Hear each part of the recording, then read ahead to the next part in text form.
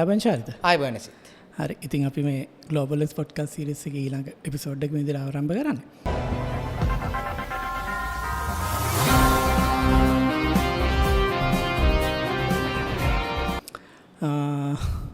ඉතාලම අමාරු කාලයක් නේද? ඔව් ඒ කියන්නේ මේක හැමෝටම අමාරු කාලයක්. හරි ඉතින් අපි කිව්වත් වගේ මේ ඔන්න ඉරානෙට පහර දීලා තියෙන ඇමරිකාව සහ ඊශ්‍රායල එකතු වෙලා මේ හිතවලතර ඉක්මනට උනා වැඩේනේ. ඔව්. ඔව් ඇත්තටම මේ කියන්නේ දැන් අපි ප්‍රෙඩික්ට් කරලා තිබ්බේ ඇත්තටම මේක වසරකට විතර කලින් කර ප්‍රෙඩික්ෂන් එකක්. අපි පැහැදිලිවම කිව්වා මැද පෙරදිග සිටුේෂන් එක සම්පූර්ණයෙන්ම අනිත් පැත්ත හැරෙනවා. ඔව්. ඒ කියන්නේ මේ ජනාධිපතිවරයා පත් වෙලා ඔහුගේ අර කාර්ය මණ්ඩලය පත් කරන වීඩියෝ එකේ තමයි වීඩියෝ එකේදී කිව්වේ. ඒ කියන්නේ අපි සෙක්‍රටරි ඔෆ් ඩිෆෙන්ස් එවක දැන් සෙක්‍රටරි ඔෆ් වෝ කියලා ඒගොල්ලෝ නම වෙනස් කරලා තියෙන්නේ ඇමරිකාවේ තනතුර. ඔහුව පත් කරද්දිමත් අපි කිව්වා සහ ඩොනල්ඩ් ට්‍රම්ප් බලයට පත් වෙනකොට මෙන්න මේ රටවල් ටික. අපි කිව්වා වෙනිසියුලාව, කියුබාව, ඉරානය කියන රටවල් වල සිග්නිෆිකන්ට් චේන්ජ් එකක් අනිවාර්යයෙන්ම වීමට නියමිතයි. ඒක පැහැදිලිවම පළවෙනි කාරණ. ඊළඟට දැන් ඊයේ දිනේදී අයතුල්ලා කමේනි මරණයට පත් වුණා. ඒ කියන්නේ අවුරුදු 47ක ඉරාන් රෙජිම් එකේ දෙවැනි ආධ්‍යාත්මික නායකයා. ආධ්‍යාත්මික நாயකයා කියන්න පුළුවන්ද මිනිමරුවෙක්ට? ඒක තමයි ඒකත් බරපතල ප්‍රශ්නයක්. සහ ඇත්තටම ටෙක්නිකලි ආධ්‍යාත්මික නායකයෙක්ව ඉස්ලාම් දහම අනුව පත් කරන්න බෑ. මේක ආගමට සම්පූර්ණයෙන්ම වැරදි ඩිසිෂන් එකක්. ඒ කියන්නේ දැන් අපි ගත්ත සුද්ධ වූ කුරානයේ කිසිම තැනක පුද්ගලයෙක්ට බලයක් පවර්ලා නැහැ. ඒ කියන්නේ සියලු බලය දෙවියන් වහන්සේ සතුයි. අපි හැමෝම සාමාන්‍ය මිනිස්සු. අපි කාටවත් සුවිශේෂී බලයක් ලබන්න බෑ. ඒක තමයි ෂියා ඉස්ලාමයේ සහ සුන්නි ඉස්ලාමයේ තියෙන ප්‍රධාන මේ තාර්කික වෙනස. මොකද දැන් අරාබි රටවල් අපි ගත්තොත් ඒගොල්ලෝ කිසිම මාෂාමිනී කියන මාෂාමිනීව ඝාතනය කර අර මාස් මේ මොකද්ද බුර්කා නේ මොකද්ද මේ හිජාබ් එක දැම්මේ නැහැ කියලා. ඊට පස්සේ දැන් පහුගිය සතියේ යනකොට 38000ක් තමන්ගේ ස්වදේශික ඇස්සේ කියන්නේ සිංහල බෞද්ධ මිනිස්සු නෙවෙයි. ඊරානයේ ඉන්න මුස්ලිම් සාමාන්‍ය ජනතාව මේ ප්‍රොටෙස්ට් කරා කියලා 38000ක විතර මරුවා කියලා කියනවා. අපි ඉතින් ඕවරෝල් ගත්තොත් මේ අවුරුදු 47 ඒගොල්ලෝ ලක්ෂයකට වැඩි ඒගොල්ලන්ගේ සිටිසන්ස්ලාව මරලා තියෙනවා. ඒතර ඒ වගේ මරන්න දන දෙන්න පුද්ගලයෙක් ඒ කියන්නේ මේ බුචොප් ටෙහරාන් කියලා නේද කියන්නේ හරියට. ඔව් ඇත්තම ගත්තොත් එයා තමයි බුච. එයා තමයි මේ ලීඩ් කරේ. බුච. එතකොට ඇත්තම සාමාන්‍ය මේගොල්ලන්ට නිවැරදි නමත් බුච කියන වචනේ තමයි. මොකද ඉතිහාසෙම මේගොල්ලෝ එක්සිකියුෂන් කරපු මිනිස්සු. අපි අර කලින් ඉරාන ගැන කතා කරද්දී කිව්වා මේගොල්ලෝ ඇත්තටම ඒ කියන්නේ ලිටරලි ප්‍රැක්ටිකලි ඒගොල්ලෝගේ සියතින් ඒගොල්ලෝ ඝාතනයන් සිද්ධ කරපු කට්ටිය. රොහෙල්ලා කොමේනිගේ ඕඩර් එක යටතේ ආයතුල්ලා කොමේනිට කලින් හිටපු එක්කෙනා යටතේ ඝාතනවල එදිච්ච කට්ටිය. ඒතර එහෙම පුද්ගලෙක් තමයි මේ මරණයටපත් උනේ. ඒතර ශාලිත දැන් ඊයේ මේ පෙරේද පටන් ගත්ත මෙහෙම මේක නම් කරලා තියෙනවා එපික් පියුරි සහ රෝරින් ලයින් කියලා කියන්නේ ඒකාබද්ධ මෙහෙමක් විදිහට යන්නේ මේ ඊශ්‍රායලය සහ ඇමරිකාව. ඒතර මොකද්ද මේ මෙහෙම මේ වර්තමාන තත්ත්වය? ඔව් ඇත්තටම දැන් ඔපරේෂන් එපික් ෆියුරි ඒක ඇමරිකා එක්සත් ජනපදයේ වෝ ඩිපාර්ට්මන්ට් එක දාපු නම. ඊට පස්සේ රෝරින් ලයන් කියන එක බිබිලිකල් වචනයකින් ඊශ්‍රායලයේ ඒගොල්ලන්ගේ මිෂන් එකට දාපු නම. ඇත්තටම මේක US ඊශ්‍රායල් කෝඩිනේෂන් මිෂන් එකක්. අපි කලින් කිව්වා කෝඩිනේට් ඇටැක් එකක් තමයි ඉරානෙට එන්නේ කියලා. මුලින්ම ගහුවෙත් IDF එක නේද? IDF එක. ඒක ඒගොල්ලොත් රෙකෝඩ් එකක් තියලා තිනවා. ඒගොල්ලන්ගේ රටේ ඒගොල්ලෝ ඉතිහාසය කරපු ලොකුම එයාර් ස්ට්‍රයික් එක තමයි ඔපරේෂන් රෝරින් ලයන් කියන්නේ. ඒ කියන්නේ ඒගොල්ලෝ මිෂන්ස් කරලා තිනවා 1967 දින 6 යුද්ධයේ ફોකස් එක. ඊට පස්සේ 81 ඒගොල්ලෝ කරා ඔපරේෂන් ඔපෙරා එක ඒක ඉරාකෙට. ඒ මිෂන්ස් තමයි ඒගොල්ලෝ තෙක් දුරට කරපු ලොකුම මිෂන්ස්. ඒ සියල්ලටම වඩා දැවැන්ත මිෂන් එකක් තමයි ඒගොල්ලෝ කරේ රෝරින් ලයන් එක. ඒකට ගුවන් යානා විතරක් 200ක් ෆයිටර් ජෙට්ස් 200ක් යූස් කරලා තියෙනවා. ඒතකොට ඒකේ වැදගත්කම තමයි සින්ක්‍රොනයිසින්. ඒ කියන්නේ ඉන්ටෙලිජන්ස් එක්ක සින්ක්‍රොනයිස් වෙලා තමයි ඊටාම නිවැරදිව මේ ඇටැක් එක කරන්නේ. මට පොඩි පැහැදිලි කිරීම ඇත්තටම ඉරාන්ට ගැහුවද? එහෙම ප්‍රශ්නකුත් දැන් අපේ තියෙනවා නේ. නෑ අපේ අර දැන් සුවම් ප්‍රකාශිත ලංකාවේ දෙවෙනිට හොඳම මේ ජියෝපොලිටික්ස් කරන එක්කෙනා කියන එක්කෙනා කියලා තිබ්බා මේ එහෙම මේ ඇමරිකාව ඉරානට කවදාවත් ගහන්නේ නැහැ. මේ බය කරන තරනේ ළඟට ඉන පෙන්නලා බය කරනවා වගේ විතරයි එහෙම ගහන්න කියලා. එයා කල්නුත් එකක් කිව්වනේ මොකද්ද මේ ඊශ්‍රායල් මේ යුක්‍රේන රෂ්‍යාව කවදාවත් ගහගන්නේ නැහැ මේක බලන් දෙන ෆිල්ම් එකකින් කියලා. දැන් ෆිල්ම් එක දැන් අවුරුදු 4ක් පෙන්වනවා 5ක් පෙන්වනවා. එතකොට දැන් මේකත් කිව්වා පෙන්නලා විතරයි ගහන්නේ නැහැ කියලා. මේ ඇත්තටම ගැහුවද? ඔව් අර කියලා තිබුණ මොකද්ද දොරගුළු විවර වෙන්නේ නැහැ කියලා. දැන් හැබැයි ඔන්න දොරගුළු විවර වෙලා තියෙනවා. මේක මෙහෙම දෙයක්. සාමාන්‍ය මිලිටරි මිෂන් එකක් ගැන සරල අවබෝධයක් සහ රටක ආර්ථිකයක් වැඩ කරන්නේ කොහොමද කියන එක ගැන සරල අවබෝධයක් තියෙන කෙනෙක්ට පේනවා. ඇමරිකාව මේ මිලිටරි මොබිලයිසේෂන් එක කරලා තියෙන්නේ පැහැදිලිවම ඇටැක් එකක් කරන්න තමයි. ඒක ඒ කියන්නේ වගේ එයා කැරියර්ස් ඔක්කොම ගෙනල්ලා මේ ලස්සනට තියන්නේ කාවත් බය කරන්න. ඒ කියන්නේ සාමාන්‍ය අපි දන්නවා ඉස්කෝලේකදී ළමයෙක්ව බය කරන්න කියනවා වගේ රටවල් වැඩ කරන්නේ නැහැ නේ. ඒවා රටවල්. එතකොට අයියලා පෙන්නලා බය කරනවා අයියලා මට අයියා කෙනෙක් ඉන්නවා කියලා එහෙම ඒ වගේ සාමාන්‍ය සිංගීති විදිහකට සාමාන්‍යයෙන් රටවල් දෙකක් අතර කටයුතු සිද්ධ වෙන්නේ නැහැනේ. මේක ඇත්තටම ඉරානය මෙහෙම දෙයක් තියෙනවා. ඒගොල්ලන්ට අවශ්‍ය වුණා ලෙවරේජ් එකක් ගන්න ඩිස්කෂන් එකේ. අපි කලින් අර සාකච්ඡාවේදී පැහැදිලි කළා ලෙවරේජ් එකක් ගන්න මිලිටරි මොබිලයිසේෂන් එකක් කරලා හැබැයි ඒගොල්ලෝ කරුණු දෙකකට විතරක් එක වෙලා ඉතුරු කරුණු නොසලකා හරිනවා වගේ තත්වයකදී ඒගොල්ලෝ කිසියෙත්ම ආය මේ බලාගෙන ඉන්නේ නැහැ. ඒ කියන්නේ අර කරුණු දෙකකින් සෑහීමකටපත් වෙනවා. එකඟ වෙනවා ඔක්කොටම. සහ මේ වගේ මොබිලයිසේෂන් එක කරන් ඩොලර් මිලියන 400ක් විතර යනවා. ඩොලර් මිලියන 400ක් 500ක් යනවා. ඒතකොට ඒ වගේ විශාල මුදලක් වේදම් කරන්නේ ආය හැරෙන්නේ නෙමෙයි. අපි මිලිටරි හිස්ටරි එක ගත්තොත් මේක ඕන කෙනෙක්ට දෙනවා 2003 වර්ෂයේදී තමයි ඇමරිකාව මීට මේ වගේ මොබිලයිසේෂන් එකක් කරේ. ඊටත් වඩා විශාල මොබිලයිසේෂන් එකක් ඒගොල්ලෝ මෙවර කරා. ඒක ඉතිහාසය ගෙනපු ලොකුම ඒ කියන්නේ සාමාන්‍ය අපි කියන පැසිෆික් වෝ එකනේ අපි දැක්ක අර වර්ල්ඩ් වෝ එක කාලේ ඒ ලෙවල් එකේ මිලිටරි මොබිලයිසේෂන් එකක් කරා ඒගොල්ලෝ මෙතෙන්ට. ඒ කියන්නේ මොඩර්න් ඩේ එකට කම්පෙයාර් කරන්න ඕනේ. ඒ කියන්නේ ඒ කාලේට වඩා අඩු නැව ප්‍රමාණයක් තමයි දැන් තියෙන්නේ. නමුත් එහෙම මේ මොබිලයිසේෂන් එකක් කරේ පැහැදිලිම ස්ට්‍රයික් එකක් කරන්නේ. හරිද? එතකොට ඒකදී අර මේ ඇයි දැන් ගහන්න නැත්තේ අද ගහන්න නැත්තේ හෙට ගහන්න නැත්තේ කියලා සමහර අය යනවා සාමාන්‍යයෙන් මිලිටරි මිෂන් එකක් කරද්දී කන්සිඩර් කරන ෆැක්ට්ස් තියෙනවා. ඒ කියන්නේ හමාස් එක්කනත් කියලා තිබ්බනේ ගහන්න නැතුයි කියලා. අපේ හමාස් එයත් ඔව් හමාස් එක්කනත් වාද ප්‍රකාශයත් කියලා තිබ්බ ගහන්නේ නැහැ කියලා. කවද්ද ගහනවා බය ඔව් සිංහලෙක් කියන. බය නැතුව ගහන්නයි ඇයි බයද කියලා. සාමාන්‍ය මිලිටරි මිෂන් එකක් කියන්නේ නිර්භීතභාවය සම්බන්ධ ප්‍රශ්නයක් නෙමෙයි. ඒ කියන්නේ සමහර කට්ටිය කියලා තිබ්බ කුමේනි මැරුණෙත් එයාගේ නිර්භීතභාවයෙන් හින්දාලු.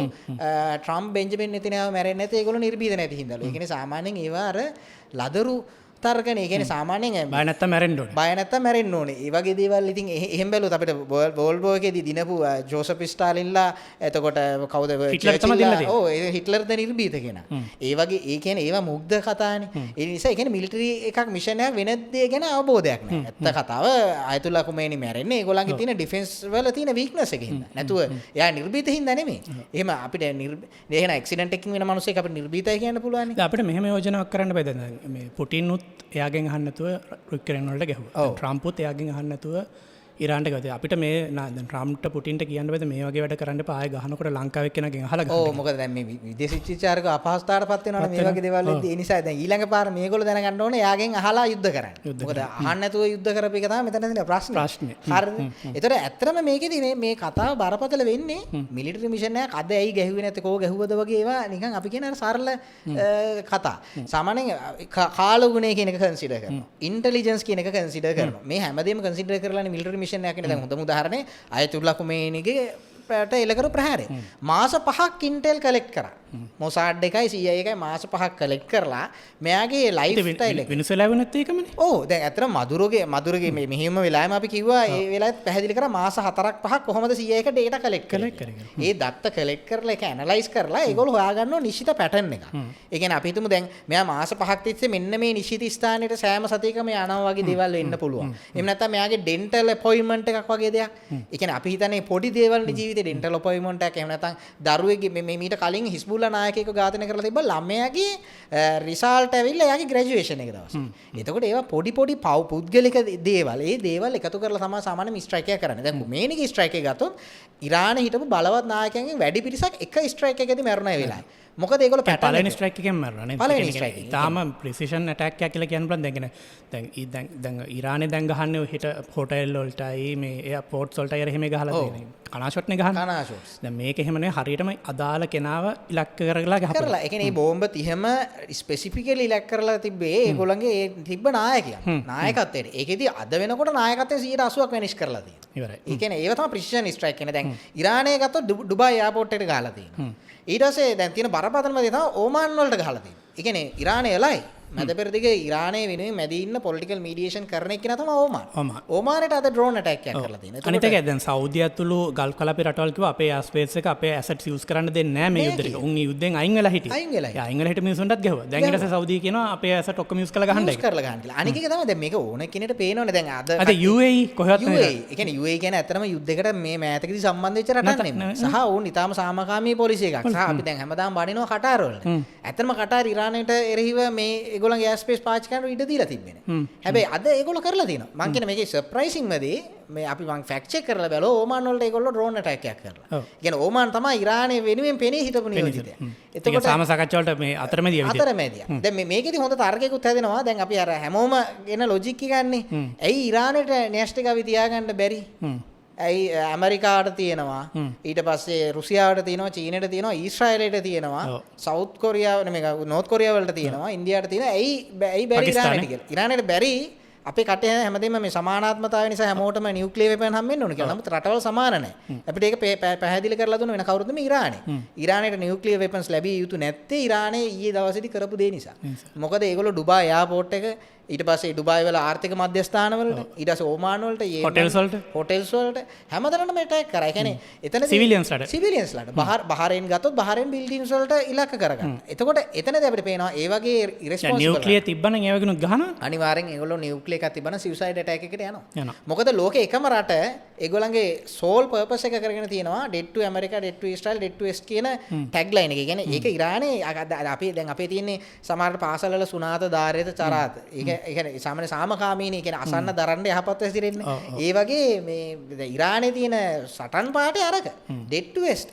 ඒකට රටකට මරණය ප්‍රාර්ථනා කරන රටකට නියුක්ලියර් වෙපන්ස් ලැබෙනවා කියන්නේ එතන ප්‍රශ්නයක් තියෙනවා. සහ ඒ නිසා under any circumstances ඒගොල්ලන්ට හම්බෙන්න හොඳ නැහැ නියුක්ලියර් වෙපන්. ඒක ඒ කියන්නේ කවුරුත් පැහැදිලි කරන්න ඕනේ.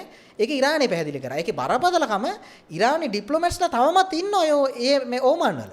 ඒ කියන්නේ ඉරානේ නියෝජ්‍ය විදේශ ඇමතුමා ඉන්නවා. ඉතින් නියෝජ්‍ය විදේශ ඇමතුමා ඉන්න රටට මේගොල්ලෝ මිසයිල් ඇටැක් එකක් කරනවා. එතකොට මොකද්ද මේ රටේ තියෙන ප්‍රශ්නේ කියලා අපිට පැහැදිලි වෙනවා. සහ IRGC වගේ එකක් ගත්තොත් රටේ හමුදාවට යටත් නැහැ. කියන්නේ රටේ හමුදාව යටතේ නෙමෙයි ඒගොල්ලෝ වැඩ කරන්නේ. ඒගොල්ලෝ ඩිරෙක්ට් මුල්ලා රෙජිම් එකට තමයි සේවය කරන්නේ. ඒතකොට ඒගොල්ලෝ ඩිප්ලොමැට්ස්ලාගේ අවශ්‍යතා සලකා බලන්නේ නැහැ. සමහර අපි දන්නවා රටක් ආමික වැඩ කරද්දි කෝඩිනේෂන් එකක් තියෙන ඕන ගවර්න්මන්ට් එකේ අනික එන්ටිටිස් එක්ක. ඒක IRGC එකට නැහැ. ඉතින් ඒක ඒගොල්ලෝ ඊයේ ඇටැක් එකේදී පැහැදිලි කරා. සහ මේක ඇත්තටම මේ ගැන හොඳ පැහැදිලි කිරීමක් කරලා තිබ්බා කෙනෙක් ඉරානයට අවශ්‍යයිලු ලෝකේ කියන්නේ දැන් ඒගොල්ලොන්ට ඇත්තට මේක අවාසිත සාගත දෙයක් රටවල් හැම එකටම ඇටැක් කරන එක. ඒගොල්ලන්ට ඕනේ මේක තර්ඩ් වර්ල්ඩ් වෝ එකක් වෙලා තියෙනවා කියලා මීඩියා එකක් හරහා ජනතාවට පෙන්වන්නේ. විශේෂයෙන්ම ඇමරිකා එක්සත් ජනපදයේ ජනතාවට තමයි මේගොල්ලෝ මේ පණිවිඩය දෙන්නේ. රට ඇතුලේ මේකට උද්ඝෝෂණ මාලාවක් කරලා මේක නවත්තන්න කියලා. මොකද එතකොට මිනිස්සු බය වෙනවනේ රටවල් ගණනාවක් මේ යුද්ධෙට ඉන්වෝල්ව් වෙනවා කියලා. ඒක තමයි මම හිතන්නේ ඒගොල්ලන්ගේ මේන් පර්පස් එක. නමුත් ඒක මේ අල්ජසීරාම සෑහෙන මහන්සි වෙනවා නේද? සෑහෙන මහන්සි. ඒ කියන්නේ ඒගොල්ලෝ මේක ගෙනියනවා. ඒ කියන්නේ රටවල් 12කට දැන් ගහලා තියෙනවා. මේක තර්ඩ් වර්ල්ඩ් වෝ එකක් වගේ වෙන්නේ නැහැ කියලා. නමුත් ඇත්ත කතාව මේක රීජනල් වෝ එකක්. සහ මේකෙදි ඇත්තටම ස්පෙસિෆිකලි ප්‍රිසිෂන් ස්ට්‍රයික්ස් කරේ ඔපරේෂන් එපික් ෆියුරි ගත්තත් ගුවන් යානා 1000කට වැඩිය පාවිච්චි කරලා තියෙනවා. ඊශ්‍රායල ගුවන් යානා 200ක් රෝරින් ලයින් ප්‍රිසිෂන් ස්ට්‍රයික්ස් කරලා තියෙනවා පළවෙනි දවසේ ලොන්චින් පැඩ්ස්. ඒ කියන්නේ මිසයිල් ලොන්චර්ස් වලට ඊට පස්සේ ස්ටෝරේජස් වලට ෆැක්ටරිස් වලට ඊට පස්සේ නායකත්වයට ඇටැක් කරලා තියෙනවා. මේක වැදගත්ම දේ තමයි ඉදිරි දින කිහිපෙදී අනිවාර්යයෙන් මේගොල්ලෝ මේ කලින් එල්ල කරාටත් වඩා දරුණු විදියට ඉරානේ ටාගට් කරලා ටාගට්ස් වලට ගහන්න ඉඩ තියෙනවා. හරි. දැන් අපි ඕක ගහපු එක නෙමෙයි දැන් ගැහුවේ කොහොමද කියලා බලන්න. දැන් S300 තිබ්බා. ඒතර S400 තිබ්බා කියලා කියනවා. ඒතර චයිනා වලින් ගෙන ආපු අලුත්ම මේ මිසයිල් ඩිෆෙන්ස් සිස්ටම්ස් එක තිබ්බා. චයිනා වල ලේටස්ට්ම ටික. ලේටස්ට්ම. එතකොට ෆයිටර් ජෙට්ස් තිබ්බා. ඒතර මේ ඔක්කොමත් තියෙද්දි මම හිතන්නේ මේ එයාර් ස්ට්‍රයික්ස් 1200කට ආසන්න ප්‍රමාණයක් කරා කියන. ඒ එකකටවත් ගහ ගන්න බැරි වෙයි. ඒක තමයි දැන් සාමාන්‍ය අපි කියන්නේ මිසයිල් මම කියන්නේ 1200න් කියන්නේ 110ක් නෙවෙයි. එකකට 1000න් එකකට 1000න් එකට. ඒක තමයි මම කියන්නේ අර මේකේ තියෙන දැන් ඇත්තටම මිසයිල් ඩිෆෙන්ස් සිස්ටම් එකක් අපිට හොඳයි කියන්න පුළුවන් 50% සක්සස් රේට් එකක් තියෙනවා. හරිද? අර මුරලි කියන්නේ මැච් වලින් 50%ක්වත් අඩුම දිනන්න ඕන කියලා. ඒ වගේ මැච් වගේ තමයි මිසයිල් ඩිෆෙන්ස් කියන්නේ 50%ක්වත් දිනන්න ඕන. කියන්නේ 50%කට ඉන්ටර්සෙප්ට් කරනවා. දැන් අපි අයන් ඩෝම් එක ගත්තොත් අයන් ඩෝම් එකේ ඉන්ටර්සෙප්ෂන් රේට් එක 90යි. ඒක සක්සස් නේ. පේට්‍රියට් සිස්ටම් එක ගත්තොත් 80 90 ඒගොල්ලෝ ඉන්ටර්සෙප්ට් කරලා තියෙනවා. හරි. එතකොට සමහර එකක් දෙකක් වැටෙන ඕවර්වෙල්ම් වෙනවා. හැබැයි චීනේ දීපු මිසයිල් ඩිෆෙන්ස් සිස්ටම්ස් ගත්තොත් ඊට පස්සේ රෂියා දීපු මිසයිල් ඩිෆෙන්ස් සිස්ටම්ස් ගත්තොත් ඒ ඔක්කොම ෆේල්. මම හිතන්නේ රෂියා සාපේක්ෂව චීනේ මිසයිල් ඩිෆෙන්ස් සිස්ටම් වලට වඩා කම්බැක් ප්‍රූවන් රෂියා ඒගොල්ලෝගේ රට ඇතුලේ සක්සස්ව ඒක යූස් කරලා තියෙනවා. හැබැයි චයිනා වල ගත්තොත් ඒගොල්ලෝගේ ඒවා බ්‍රාමෝස් මිසයිල්ස් ඉන්දියාව ඇටැක් කරද්දී පාකිස්තාන්ට ෆේල් වුණා. චීනේ මිසයිල් ඩිෆෙන්ස් සිස්ටම් වෙනිසුලාදී ඇමරිකා ඇටැක් කරද්දී චීනේ මිසයිල් ඩිෆෙන්ස් සිස්ටම් ෆේල් වුණා. වෙනිසුලා ඉතින් මේ මිසයිල් ඩිෆෙන්ස් සිස්ටම් එක උඩ ඉඳන් ගැහුවේ නේ. උඩ ඉඳලා. ඒ කියන්නේ මිසයිල් ඩිෆෙන්ස් සිස්ටම් එක උඩ ඉඳලා ඇටැක් කරා. සාමාන්‍ය ඒක වෙන්නම නැති දෙයක් නේ. සාමාන්‍ය මම හිතන්නේ S300කට ඒ වගේ ඉරණමක් අත් වෙයි කියලා කවදාවත්. හැබැයි චීනේ මිසයිල් ඩිෆෙන්ස් සිස්ටම් එකට ඒක අත් වුණා. ඊට පස්සේ මේකෙදි F-35 F-15 සහ ඒ ෆයිටර් ජෙට්ස් වලට වගේම මේකද මේ ඇමරිකා යූස් කරා A-10 වර්ඩෝග්ස් එක. A-10 තන්ඩර්බෝල්ට් එක. A-10 තන්ඩර්බෝල්ට්ස් කියන අවුරුදු 50ක් පරණ ෆයිටර් ජෙට් එක. අඩුම A-10 තන්ඩර්බෝල්ට් එකක්වත් ඩිටෙක්ට් කරගන්න තාම චීනේ මිසයිල් රේඩාර් සිස්ටම් එක කේපබිලිටි එකක් නැහැ. ඩිටෙක්ට් කරලා කිව්වනම් F22 ලොක් කරන්න පුළුවන් කියලා. ලොක් කරන්න පුළුවන්. ඒ කියන්නේ F35 එක ඒතර F22 රැප්ටර් එක ලොක් කරන්න පුළුවන් කිව්ව චයිනීස් ඩිෆෙන්ස් සිස්ටම් වල. F22 රැප්ටර් නෙමෙයි A10 Thunderbolt එකවත්. ඒක ෆාචයිල්ඩ් කම්පැනි එක හදුව දැන් අර ටික ඔක්කොම හැදුවේ අපේ කවුද මේ ලොකිඩ් මාටින් කම්පැනි එක හදපු F22 F35 කමන්නේ නැහැ කියමුකෝ. ඒවා ඉහළම මට්ටමේ ඒවා. ෆාචයිල්ඩ් කම්පැනි එක අවුරුදු 50ට කලින් හදපු A10 එක ඒගොල්ලන්ට ලොක් කරන්න බැරි වුණා. ඒක විනාඩි 10ක් යනකොට එයා සිකියුරිටි එක නැති වුණා නේද? නෑ එයා සිකියුරිටි එක නැති වුණා. ඒ කියන්නේ සාමාන්‍ය අපි කලින් ගත්තොත් ඊශ්‍රායලයේ එයා සිකියුරිටි එක ගත්තා දවස් 12 ඉදිරි පැය 48ක් ගියා. ඒ ඔක්කොම ඉරානයේදී තිබ්බ සාමාන්‍ය මට්ටමේ මිසයිල් ඩිෆෙන්ස් සිස්ටම් තියේදී. අද මේ ඔක්කොම නවීන ඒවා දීලා පැය 24 පැය 10ත් 24ත් අතර කාලෙදී එයා සිකියුරිටි එක ගත්තා. මම හිතන්නේ සාමාන්‍ය ලෝකේ අපි ඉරානට පල්ලෙහා රෑන්කින් කරන රටකවත් මිසයිල් ඩිෆෙන්ස් සිස්ටම් එච්චර දුබල තැනක තියෙයි කියලා. අපේ කවුදර ගැජට් ගර්ල් හදලා තිබ්බනේ ඊට වඩා හොඳ එකක්. ඔව් මේ කියන්නේ දැන් සාමාන්‍ය අපි ගැජට් ගර්ල්ට ක්‍රෙඩිට් එකක් දෙන්න ඕනේ ඇත්තටම. ඒ කියන්නේ එයා මේක වුඩ් වලින් හදපු මිසයිල් ඩිෆෙන්ස් සිස්ටම් ඒක මම හිතන්නේ මේ Facebook එකේ මිලියන 50කට 100කට ආසන්න පිරිසක් බලලා තිබ්බා ගැජට් ගර්ල්ගේ. ඒ වීඩියෝ එක බලන්න ඇත්තටම හොඳයි. ඒ කියන්නේ ඒක අඩුම තරමේ ඒක ඇත්තටම වදිනවා. වදිනවා. ඒ කියන්නේ මේක කියන්නේ දා තිබ්බා only difference between මේ කියන්නේ gadget ගර්ල්ගේ only difference between this missile defense system and Iranian one. This one is actually working කියලා. මොකද ඇත්තටම ගැජට් ගර්ල් හදපු ඩිෆෙන්ස් සිස්ටම් එක වැඩ කරා. ඒ කියන්නේ ඒකට සෙන්සර් එකක් තියෙනවා. ඒක වැඩ කරන ඒක හදලා තියෙන්නේ ලී වලින්. ඒ ඩිෆෙන්ස් සිස්ටම් ලී සහ ඉලෙක්ට්‍රොනික සාමාන්‍යයෙන් දිනදා ජීවිතේ භාවිතා කරන උපාය.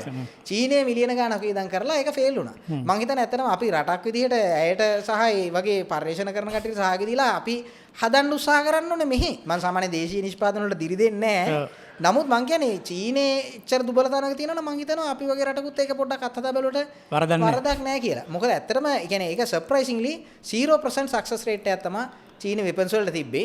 ඒකත් එක්ක ඕවරෝල් අපි ගත්තොත් දැන් අපි හැමෝම හිතුවනේ ඉරානයට ගහද්දී රුසියාවයි චීනේ මැදිහත් වෙයි කියලා. ඔව්. ඉතින් දැන් මගේ මතේ ඒගොල්ලෝ මැදිහත් වෙන්නේ නැහැ. ඒ කියන්නේ මම සමහර channels වලින් දාලා තිබ්බ මොකද්ද පුටින් ගහන්න යනවා ඇමරිකාවට අර එන්නේ කියලා. ඔව්. මගේ මතේ ඒක බෑ. මොකද මේ කරන්න පුළුවන් දේවල් තියෙනවා බැරි දේවල් තියෙනවා. මගේ මතේ දැක්කේ නෑ වගේ ඉන්න එක තමයි හොඳම වැඩේ. ඔව්. මගේ මතේ චීනේ රුසියා ඒක මේ දැක්කේ නෑ වගේ තමයි ඉන්නේ. මොකද ඒගොල්ලෝ මැදිහත් වෙන්නේ නෑ. එකක් රෂ්‍යා තමන්ගේ කලාපෙන් බැහැර දේවල් වලට ආයෙ මැදිහත් වෙන්නේ නෑ. ඒක අපි දැක්ක සිරියාවේදී. බසර් අල් අසාද් වැටෙනකන් රෂ්‍යාව වල මොනවත් කරේ නෑ. සහ රෂ්‍යා කොහොමත් ඉරාන වගේ රටකට සහායක දෙයි කියලා අපිට හිතන්න අමාරුයි. සහ චීනේ උන්ටත් තර්ජනයනේ මේ නියුක්ලියර් එකක් අත්පත් කරගත්තොත් රෂ්‍යාවට තියෙන තර්ජනයක් නේ. ඇත්ත කතාව රෂ්‍යා සෙන්සිබල් රටක්. සාපේක්ෂව ගත්තහම ඒ කියන්නේ මම රෂ්‍යා විරෝධී ආස්ථානක මීට වසරකට පෙර හිටියේ බරපතල විදියට. නමුත් මට ඉරානයේ කරපු ඇක්ෂන්ස් දකිද්දි මට හිතෙනවා රෂ්‍යා රටක් විතර කොච්චර සෙන්සිබල් විදියට වැඩ කටයුතු කරලා තියෙනවද කියලා. සාපේක්ෂව ඉරානට සාපේක්ෂව මොකද මේගොල්ලෝ මෙහෙම දෙයක් කරේ නෑ ඇත්තටම. ඒ කියන්නේ ඉරානයේ වගේ රටකට කිසිසේත්ම උතුරු කොරියාවට වැඩිය ඉරෙස්පොන්සිබල් විදියට තමයි ඉරානය හැසිරෙන්නේ. මොකද උතුරු කොරියාවට අඩුම වශයෙන් එයා සැටලයිට් ස්ටේට් එකක් නේ චීනේ. එයා ඒ විදිහට වැඩ කරනවා. හැබැයි ඉරානය ගත්තොත් ඉරාන ඊට වඩා බරපතලයි. මම දැක්කා ඉරානයේ සම්බන්ධයෙන් කරපු ඒ කියන්නේ ඉන්න ඒගොල්ලන්ගේ මුල්ලා රෙජිම් එකේ ඒ කියන්නේ පූජකයෙක් කියලා තිබ්බා අපි කොයි හරි නියුක්ලියර් මේ රියැක්ටර් එකට ඇටැක් එකක් කරලා පලිගමු කියලා. ඒ කියන්නේ රටක ප්‍රධාන නායකයෙක්. ඒතර ඒව හරි පූජකයෝ කියන්නත් බෑ උන්ට නේද? ඔව් ඒ කියන්නේ ඇත්තටම මේගොල්ලෝ පූජකයෝ කියන්න බෑ. මොකද ඒ කියන්නේ මේ මිනිස්සු ඇත්තටම අර මේ බුචස්ලා. ඒ බුචස්ලා ලේ දකින්න තියෙන ආසාව. ඔව් ඒ දකින්න තියෙන ආසාව. ඒ නිසා තමයි ඒගොල්ලෝ හරි ඩිප්ලොමැටික් අප්‍රෝච් එකකටත් රටක් විදිහට ගියේ නැත්තේ. ඉතින් ඒ සියල්ලත් එක්ක තමයි මේ මිෂන් එක සාර්ථක වෙන්නේ. මම හිතන්නේ මේ මිෂන් එක සාර්ථක වෙන්න එකක් මේගොල්ලන්ගේ කේපබිලිටිස්. ඒ කියන්නේ US ඊශ්‍රායල් කේපබිලිටිස් වගේම අරගොල්ලන්ගේ ඇරගන්ස් එකත් හේතු වුණා. මොකද ඉරානේ ගොඩාක් ඕ එස්ටිමේට් කරා ඒගොල්ලන්ගේ කේපබිලිටිස්, ඒගොල්ලන්ගේ බැලිස්ටික් මිසයිල් ස්ටෝරේජස් ගැන. හැබැයි ඒගොල්ලෝ කවදාත් හිතුවේ නෑ ස්ටෝරේජ් සහ ලොන්චින් පැඩ්ස් වලට ගැහුවාම ඒගොල්ලන්ට ඒක දිගටම පවත්වාගෙන යන්න බෑ කියලා. සහ මේ යුද්ධෙත් සති 5ක්, ඒ කියන්නේ සති 5කට තමයි ඔරිජිනල් ප්ලෑන් එක තිබිලා තියෙන්නේ. කියන්නේ මේ යුද්ධේ සති 5ක් කරන්න ඇමරිකාව සූදානම් වෙලා තමයි ඇවිල්ලා තියෙන්නේ. ඒක ඩොනල්ඩ් ට්‍රම්ප් මේ මීට සුළු මොහොතකට පෙර ABC මාධ්‍ය නාලිකා ආමන්ත්‍රණය කළා කිව්වා අපි සති 5ක්, ඒ කියන්නේ දැනට ඉදිරියටත් මාසයක් හරි මේ යුද්ධේ තියෙයි. සති 5ක් ඒගොල්ලෝ මේ යුද්ධෙට සූදානම් වෙලා තමයි මේක ඉනිෂিয়েට් කරේ කියලා. මම ඒක හිතන විදිහට මේගොල්ලෝ ප්‍රී ඇප්‍රූවල් දීලා තිබ්බා ඕනෑම අවස්ථාවකදී කුමේනි අර මීටින් එක තියෙනකොට නායකයොත් එක්ක ඒ මොහොතේ, ඒ කියන්නේ යුද්ධය පටන් ගන්න නිශ්චිත දවසක් ඒගොල්ලෝ තීරණය කරන්නේ නැතුව කුමේනි අර මීටින් එක තියෙන මොහොත ඉන්ටෙලිජන්ස් එකට ඇලර්ට් එක ආපු වෙලාවෙම මිෂන් එක මොසාඩ් එක ඒ තොරතුරු ඊශ්‍රායල් එයා ෆෝස් එකට පාස් කරාම ඒ වෙලාවෙම ඇක්ෂන් ගන්න කියලා. මම එක තැනක දැක්කා මේ ඉරාන බුද්ධි ප්‍රධානියත් මොසාඩ් නියෝජිතයෙක් ඔහුගෙන් මේ වීඩියෝ ෆුටේජස් උත් ගත්ත කොමෙන් ඉන්නවා කියලා කන්ෆර්ම් කරගන්න කියලා කියන වාර්තාවද ඇත්තක් තියෙනවද? ඇත්තට මේක වෙන්න පුළුවන්. මොකද දැන් මේ අහමදිනේජාඩ් මේ මරණයටපත් උනේ මේ දැන් මේ ප්‍රහැරිත මරණයටපත් වෙන අහමදිනේජාඩ්ගේ කාලේ එයා ටීම් එකක් හැදුවා ඉරානේ වෙනම යුනිට් එකක් ඉරාන ඇතුළේ ඉන්න ඊශ්‍රායල් මොසාඩ් ඒජන්තයෝ ටික අල්ලලා ඒගොල්ලන්ට දඩුවම් දෙන්න ඒගොල්ලොන්ව හොයාගන්න යුනිට් එක. මේක 50 දෙනෙක් විතර යුනිට් එකක්. හැබැයි මාස ගාණක් ගියා වැඩේ සක්සස් නෑ. ඒ වෙනුවට උනේ මේ යුනිට් එක කරන හැමදේම බෑක්ෆයර් වෙච්ච එක. පස්සේ මේගොල්ලෝ කාලයකට පස්සේ මේගොල්ලෝ දැනගත්තා ඒ යුනිට් එකේ ප්‍රධානී ඒගොල්ලෝ මොසාඩ් එක අල්ලන්න හදපු යුනිට් එකේ ලොක්කත් මොසාඩ් ඒජන්තේ. ඒ 50 දෙනාගෙන් 20 දෙනෙකුත් මොසාඩ් ඒජන්තයෝ. ඉතින් ඒ නිසා ඉරානයේ ඇතුළට to the core අර ඔක්කොම ගිහින් තියෙන. දැන් සමහර කට්ටිය කන්ස්පිරසි එකක් හදලා තියෙනවා. දැන් වත්මාන ඇක්ටිං ප්‍රෙසිඩන්ට් ඉරානයේ සමහරට මොසාඩ් එකත් එක්ක ඩීල් එකක් දාපු නැත්නම් CIA එකට එක ඩීල් එකක් දාපු පුද්ගලෙක් විය හැකියි කියලා. මොකද ඒ කියන්නේ ඉරානේ කම්ප්‍රොමයිස් වෙලා තියෙන රෙජිම් එකක් විදිහට. මොකද ඒක හේතුව මේගොල්ලෝ අවුරුදු 47ක් මේගොල්ලෝ ගිහපු මාවත ඒගොල්ලෝ දන්නවා නෝවයා. ඒ කියන්නේ මිනිස්සු සාමාන්‍ය වෙන රටකට උදව් කරන්න හේතුවක් ඇතුවනේ. මේ කුමේනි රට අරගෙන කුමේනි මේ රට අරන් ගියපු දිශානතිය ගත්තොත් ඒගොල්ලෝ තේරෙනවා මෙයා යන්නේ විනාශයක් කරා. එතකොට සාමාන්‍ය සෙන්සිබල් කට්ටිය ඩිසිෂන් එකක් ගන්නවා අපි මෙහෙම දෙයක් කරමු කියලා. සහ තව එකක් තමයි මේ ඉරානයේ භාවිත කරන ලැන්ග්වේජ් එක සහ අරාබි භාෂාව කියන එක ඊටාම චතුර විදිහට පාවිච්චි කරන්න පුළුවන් ඊශ්‍රායල ජාතිකයන්ට. ඉතින් ඒගොල්ලෝ සාමාන්‍ය ඒගොල්ලෝ සෙකන්ඩ් ලැන්ග්වේජ් එක විදිහට ඒක ඉගෙන ගන්නවා. ඒ නිසා අර ඇක්සන්ට් එකකින්වත් අඳුර ගන්න බෑ මෙයා ස්වදේශිකයෙක් නෙමෙයි කියලා. ඒක ඊටාම හොඳට ඒගොල්ලන්ට පුළුවන් ඇඩැප්ට් වෙන්න රටකට ඒ ඇඩ්වාන්ටේජ් එක ඒගොල්ලන්ට තිබ්බා කියලා අපිට මේකෙදි පේනවා. හරි. එතකොට අපි බලමු දැන් මේ පහර දීමත් එක්ක මේ පරලෝ සැපත් වෙච්ච නැත්නම් අපායට ගියපු සෙට් එක කවුද කියලා මේ ඉරානේ. ඉරානේ. ඇත්තට මේක තමයි අපි කරපු ප්‍රෙඩික්ෂන් එක නේද? ඒ කියන්නේ මීට වසරකට කලින් අපි ඔක්තෝබර් 7 එක ගැන කතා කරද්දී අපි කිව්වා මැද පෙරදිග මෙතනින් පස්සේ මැද පෙරදිග ගැන කතා කරනකොට අපි හැමතිස්සෙම ඔක්තෝබර් 7 කියන සාධකයේ එක තමයි කතා කරන්න වෙන්නේ මැද පෙරදිග. මොකද ඒක මැද පෙරදිග සම්පූර්ණයෙන්ම හමාස් එක සම්පූර්ණයෙන් අතු ගාලා දැම්මා. අතු ගාලා දැම්මා. හමාස් සංවිධානයේ නෑ නේද? ඒ කියන්නේ ඔක්තෝබර් 7 කියන්නේ ඇත්තටම පර්ල් හාබර් එක. ඒ කියන්නේ ඉරානයේ පර්ල් හාබර් එක තමයි ඔක්තෝබර් 7 කියන්නේ. එදා ඒගොල්ලෝ කිව්වා මේ ඇටැක් එකට සම්බන්ධ හැමෝම ඉරෙඩිකේට් කරනවා කියලා. ඒකෙදි ඒගොල්ලෝ කිව්වා මේක ඇක්සිස් ඔෆ් ඉරාන්. ඉරානයේ හදපු අක්ෂ පිලේ තමයි මේ ඇටැක් එක වග කියන්න ඕන කියලා. අද බලන්න ඊශ්‍රායල් මාධ්‍ය ප්‍රකාශක ලුතිනන්ට් කර්නල් නදේව් ෂොෂානි දැනට නිල වශයෙන් පළවෙනි නිවේදනය නිකුත් කරලා තියෙනවා. ඒ කියන්නේ රටක් විදිහට පළවෙනි ඔෆිෂියල් ස්ටේට්මන්ට් එක senior officials of Iranian terror regime that were eliminated by the IDF. එතකොට මේකෙදි අපිට පල්ලෙහාම බැලුවොත් හමාස් සංවිධානයේ ප්‍රධානීන් වෙච්ච යහියා සින්වාර් ඊට අමතරව ගත්තොත් මොහමඩ් ඩයිෆ් ඊට අමතරව ගත්තොත් චීෆ් ඔෆ් ස්ටාෆ් මේ හවුතියගේ ලොක්කා ඊට පස්සේ හිස්බුල්ලා සංවිධානයේ නායකයා කවුද මේ නසරල්ලා ඊට අමතරව ඉරානයේ ආරක්ෂක අමාත්‍යවරයා අනදෙන නිලධාරීන් ඊට අමතරව IRGC එකේ ප්‍රධානියා ඇතුළු සියලු දෙනාමත් ඒ සියල්ලට දේශපාලන සහ මිලිටරි නායකත්වයේ දීපු අයතුල්ලා කොමීනිත් ඇතුළු ඒ අක්ෂපිලි සියලු නායකයෝ අද වෙනකොට අභාප්‍රාප්ත වෙලා තියෙනවා. ඒ කියන්නේ ඔක්තෝබර් 3ට ඔක්තෝබර් 7 ඇටැක් එකට කලින් හිටපු සියලු ඒ ලීඩර්ස්ලා ඒ රටවල ලීඩර්ස්ලා ඔක්කොම මේ වෙනකොට ඉරෙඩිකේට් කරලා තියෙනවා. කලින් ජනාධිපතිවරයා නම් කලින්ම ගියන් හිටපෙක් ඒබ්‍රහම් රයිසි කලින්ම ගියා. එතකොට ඒක තමයි මම හිතන්නේ මේ සියවසේ 21 වෙනි සියවසේ කරපු ලොකුම අත්තරදීම කියලා අපිට කියන්න පුළුවන්. මොකද ඒගොල්ලන්ට හැමදේම තිබ්බා මැද පෙරදිග කන්ට්‍රෝල් ගන්න. අද වෙනකොට ඒ සියල්ලම නැති වෙලා. නැත්නම් ඒක වුන් හදපු ප්‍රොක්සි හමුදාවල් ටික කියන්නේ ප්‍රොක්සි ත්‍රස්තවාදීන් ටිකත් හවුතිලා කරගන්න දැන් නැතිලා තියෙන හමාස් එක ඉවරටම ඉවරයි. ඊට පස්සේ හිස්බුල්ලා එකත් දැන් නිකන් සම්පූර්ණයෙන්ම ඩිස්මැන්ටල් තියෙන. ඒ කියන්නේ ලොකු බලයක් නැහැ හිස්බුල්ලා එක මුකුත් කරේ නැහැ නේද? කරේ නැහැ. ඇත්තටම හිස්බුල්ලා එක යම් ඇටැක්ස් ටිකක් ඊයේ දවසේ සහ අද දවසේ කරලා තිබ්බා. නමුත් හිස්බුල්ලා එක කියන්නේ මීට 2023 කලින් ලෝකේ ලොකුම මිසයිල් ස්ටෝරේජස් තිබ්බ ටෙරරිස්ට් ඕගනයිසේෂන්. අද ඒගොල්ලන්ට ඒක නැහැ. ඒගොල්ලන්ගේ පාර්ලිමේන්තු මන්ත්‍රී කණ්ඩායමේ නායකයා පවා අභාප්‍රාප්ත වුණා. ඒ කියන්නේ ඒගොල්ලන්ට හැමදේම දේශපාලන බලය තිබ්බා, රටේ සැලකිය යුතු බලයක් තිබ්බා. ඒගොල්ලෝ දකුණු ලෙබනේන පුරා ව්‍යාප්ත වෙලා තිබ්බා. ඒ සියල්ල ඩිස්මැන්ටල් කරන්න පුළුවන් වුණා මේ ස්ට්‍රයික්ස් වලින් පස්සේ. ඒකෙදි හැබැයි මම හිතන්නේ කිසිම කෙනෙක් හිතන්නේ නැති කියලා අයතුල්ලා කොමේනිගේ මරණයෙන් මේක කෙලවර වෙයි කියලා. මොකද ඒක ටිකක් අපිට අල්ලන්න බැරි ටාගට් එකක් විදිහටනේ අපි දැක්කේ. නමුත් ඔහු මරණයට පස්සේ අපිට පේනවා ඒගොල්ලෝ සීරියස් අරගෙන තියෙනවා අර ඇක්සිස් ඔෆ් ටෙරර් කියන කන්සෙප්ට් එක. හැබැයි මේ ට්‍රම්ප් නම් කියලා තිබ්බ නේද කමෙන්ට්වා නිදාගන්න තැන මම දන්නවා කියලා. දන්නවා කියලා. ඒ කියන්නේ ඇත්ත කතාව කුමේනිගේ ජීවිතේ බේරගත්තේ දින 12 විදිහදී ඩොනල්ඩ් ට්‍රම්ප්. නැත්නම් මුලින්ම ඊශ්‍රායල් ගහන්න ගියේ. ගහන්න ඉතින් ඒ කියන්නේ ඇත්තම දින 12 අවසාන දවසේ ඒ අර ස්ට්‍රයික් ගෲප් එකක් ඊශ්‍රායල් එයාර් ෆෝස් එකේ ස්ට්‍රයික් ගෲප් එකක් එනකොට ඩොනල්ඩ් ට්‍රම්ප් අපිට මතකයි බැන්නා. රටවල් දෙකටම මේගොල්ලෝ මේ යුද්ධේ නවත්තන්නේ නැහැ කියලා. ඒ වෙලාවේදී තද බල විදිහට බැන්නා. තද බල විදිහට. ඊට පස්සේ තමයි ස්ට්‍රයික් එක කරන්නේ නැතුව ඊශ්‍රායලේ නැවත ගියේ. බෙන්ජමින් නෙතන්යාහුට ඒ වෙලාවේ වුණා තිබ්බා මේ ඉවර කරන්න. ඇත්තටම ඕන් ඒ වෙලාවේ දැනගෙන හිටියා මෙයා ඉන්න තැන කෝඩ්නස් ඒගොල්ලෝ ගාව තිබ්බා. ඕන්නම් අයතුල්ලා කුමේනි ඒ වෙලාවේ ඝාතනය කරන්න තිබ්බා.